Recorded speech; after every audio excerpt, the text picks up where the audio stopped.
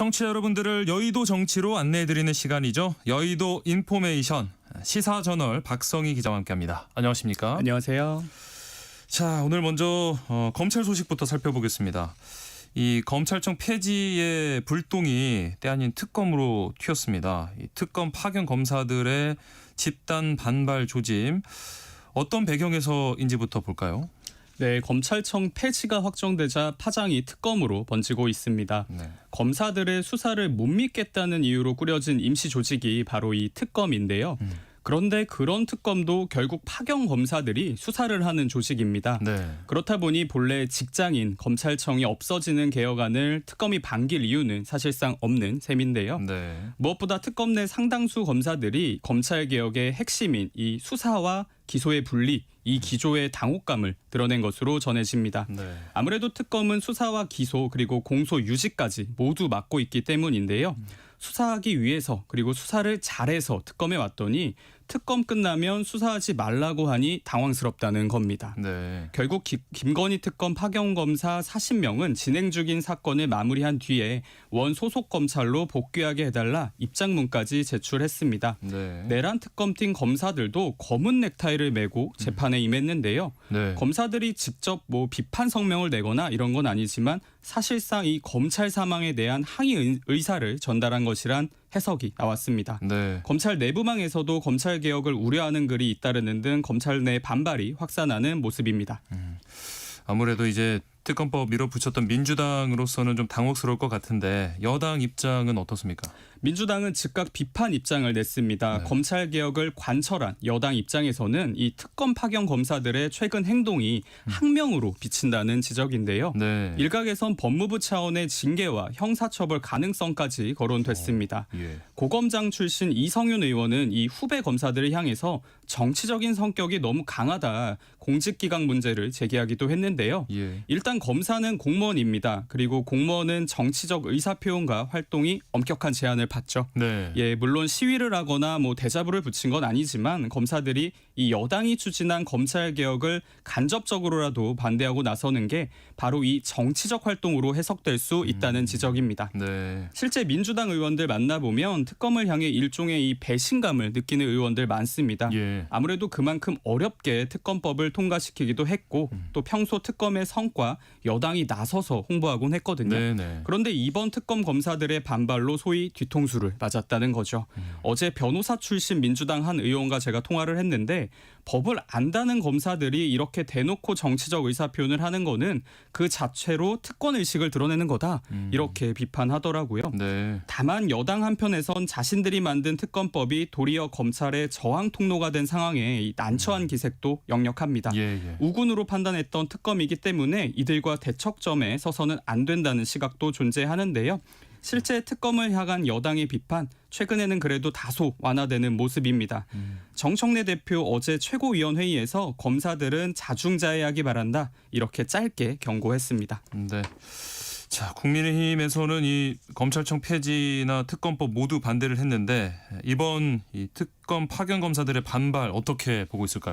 국민의힘은 일부 검사들의 이 반발을 항명이 아니라 정당한 의사표현이다, 이렇게 항변하고 있습니다. 네. 나아가 특검을 향한 민주당의 이 태도를 문제 삼고 있는데요.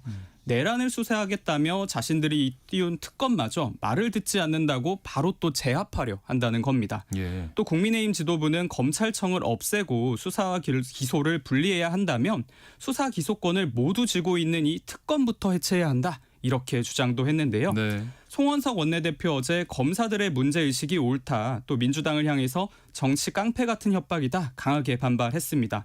검사 출신인 한동훈 전 대표도 민주당은 검찰 의존을 비판하면서 정작 특검 수사에는 검사를 차출해 쓰고 있다, 이거 모순이다, 이렇게 꼬집었습니다. 네. 그리고 또 검사들이 항명을 하고 있다는 비판에는 최상병 사건 외압을 폭로했던 박정훈 대령 사례를 꺼내 들었는데요. 예. 한 전 대표는 올바른 지적이 항명인가, 그럼 민주당은 왜 박정훈 대령한테 항명 얘기 나왔을 때는 그렇게 날뛰었나? 이렇게 비판했습니다. 네. 무엇보다 특검 수사를 비판해온 야당으로서는 이 특검 내 분란 사실 반가울 수밖에 없습니다. 일단 특검이 조기 종료된다면 국민의힘으로선 뭐 불리한 수사 국면 벗어날 수 있거든요. 네. 네. 또 검찰 개혁을 향한 강한 비판 거세게 이어가면서 검사들의 이 반발을 전국 반전 계기로 보는 분위기입니다. 사실 누구보다도 이재명 대통령이 이 검찰 개혁과 내란 척결 강조를 해왔는데 정부 입장은 어떻습니까? 정부는 파견 검사들의 이 반발을 일단 과도한 해석이다 이렇게 진화에 나섰습니다. 네. 정성호 법무부 장관은 검찰 내부에 큰 동요가 있는 것처럼 보이지만 사실과 다르다. 예, 특검 검사들은 맡은 수사에 충실히 임하고 있다 이렇게 밝혔습니다. 예. 그러나 대통령실은 뭐 불쾌한 감정 숨기지는 않았는데요. 강훈식 대통령 비서실장 어제 한 방송사에 출연해서 네. 검찰을 이대로 둘 수 없다는 이 국민의 인식이 검찰을 해체하는 데 이르게 했다는 점을 검사들도 알아야 한다 이렇게 강조하기도 했습니다. 네. 다만 정부 측도 경고 이상의 뭐 실제 징계 가능성은 언급하지 않고 있는데요. 네. 정권이 내세운 검찰개혁 기조는 지키되 특검 수사는 중단되지 않는 그 균형점을 찾으려는 모습입니다. 예. 일단 특검 수사는 계속되는 모습인데 이번 이 검찰 개혁이 특검 수사에 미칠 파장 어떨지 정치권 또 법조계는 어떻게 점하고 있습니까? 네, 특검도 뭐 더 이상 추가 행동에는 나서지 않는 모습입니다. 네. 실제 특검 수사 빠르게 진행되고 있는데요. 네. 당장 김건희 특검팀이 통일교 측으로부터 불법 정치 자금을 수수한 혐의를 받는 권성동 국민의힘 의원 어제 구속 기소했습니다. 네. 특검 역사상 현역 국회의원을 구속 기소한 것은 이번이 처음입니다. 예. 특검팀은 또 김건희 여사에게 고가 귀금속 등을 건네고 공직에 임명됐다는 의혹을 받는 이배용 전 국가교육위원장을 오는 13일에 소환 조사할 예정입니다. 네. 내란 특검팀도 이른바 평양 무인기 침투 작전과 관련해 장성들을 줄 소환하는 등 수사의 속도를 내고 있는데요. 네. 다만 수사의 동기부여 확실히 특검 시작 초반보다는 다소 떨어진 모습입니다.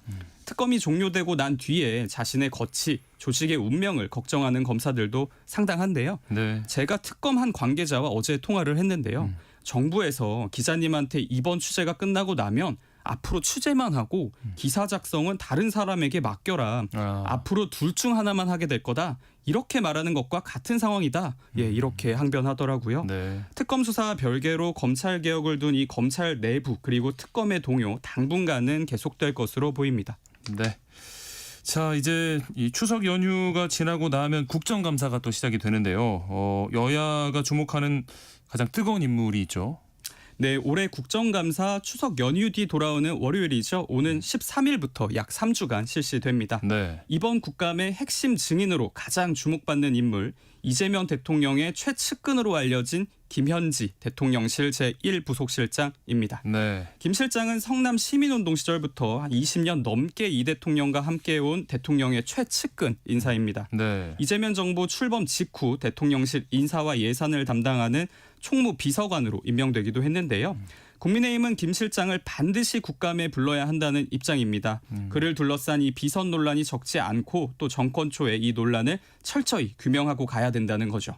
이른바 정부의 실세를 향한 이 대중의 궁금증과 야권이 내건 이 문고리 권력 프레임이 맞물리면서 김 실장의 이 국감 증인 출석 여부 국감의 최대 분수령으로 부상한 모습입니다. 네. 그러면 이렇게 국민의힘이 김현지 실장 이렇게까지 비판하는 이유 구체적으로 뭘까요? 네, 국민의힘의 비판 지점 크게 세 갈래입니다. 네. 우선 국민의힘은 이른바 이 그림자 실세 논란을 규명하겠다는 입장입니다. 예. 이 대통령이 성남시장 그리고 경기도지사 대통령이 되는 이 모든 길에 김현지 실장이 함께 했거든요. 네. 그렇다 보니 정치권에선 김 실장이 최근 정부 인사를 좌지우지하고 있다 이런 풍문이 돌기도 했습니다. 네. 나아가 김 실장의 이 프로필이 너무 불투명하다는 지적도 나옵니다. 네. 김 실장은 이 대통령과 가깝지만 뭐 나이, 학력, 출생지 등 뭐 이런 인적 사항이 베일에 가려져 있습니다. 네. 통상 대통령실 뭐 비서관급 이상은 프로필을 공개하는데 이재명 정부 들어서 이 관례를 깼거든요. 네. 물론 박원석 정의당 전 의원이 이 김 실장과 관련해서 상맹여대 93학번으로 1998년 2월에 졸업했다. 이렇게 밝히긴 했습니다. 네. 그럼에도 국민의힘은 고위공직자인 김 실장이 이젠 국민 앞에서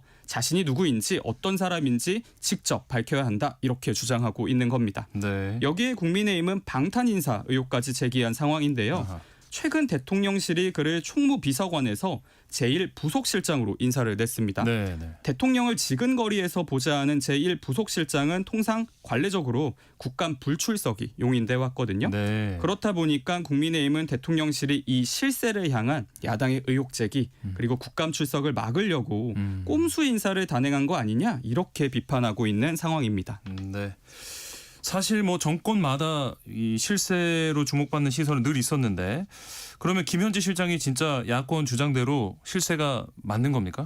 네, 권력의 핵심 그리고 뭐 실세, 정권을 막론하고 존재해 왔는데요. 네. 그렇다 보니까 이재명 정부 들어서 정치부 기자들이 아마 가장 많이 취재하고 물었던 게 이 대통령의 최측근이 누구냐 네, 이거였을 네. 겁니다. 예. 그리고 그 과정에서 저도 가장 많이 들은 이름 중에 하나가 바로 이 김현지였던 것은 사실입니다. 네. 실제 김 실장이 정권 초 대통령실의 주요 인사 검증을 전담하는 이 핵심 업무를 수행해 왔던 것은 사실로 확인됩니다. 네. 이에 대통령과 관련된 모든 인사는 이 김 실장을 통해야 한다는 이른바 만사현통이라는 신조어가 정치권에 확산하기도 했는데요. 네. 일단 민주당 의원들의 입장을 요약하면 분명 실세는 실세인데 그 힘이 너무 과장됐다는 겁니다. 네. 예를 들어 영부인이었던 김건희 여사나 과거 박근혜 정부 당시의 최서원 씨처럼 뭐 대통령의 후광을 빌린 비선 권력이 아니라는 게 여권의 주장인데요. 네. 김 실장을 두둔하는 민주당 인사들은 김현지 실장은 그냥 일밖에 모르는 스타일이다. 나서서 뭐 대장놀이 할 사람이 아니다. 이렇게 설명하더라고요. 네. 한마디로 이 대통령이 김 실장을 믿고 쓰는 건 일을 잘해서지 국민의힘이 주장하는 것처럼 문고리 권력이란 건 잘못된 프레임이다. 이게 여권의 대체적인 주장입니다. 네. 뭐 그러니까 대통령실이나 민주당에서도 비슷한 입장을 내고 있는 거죠.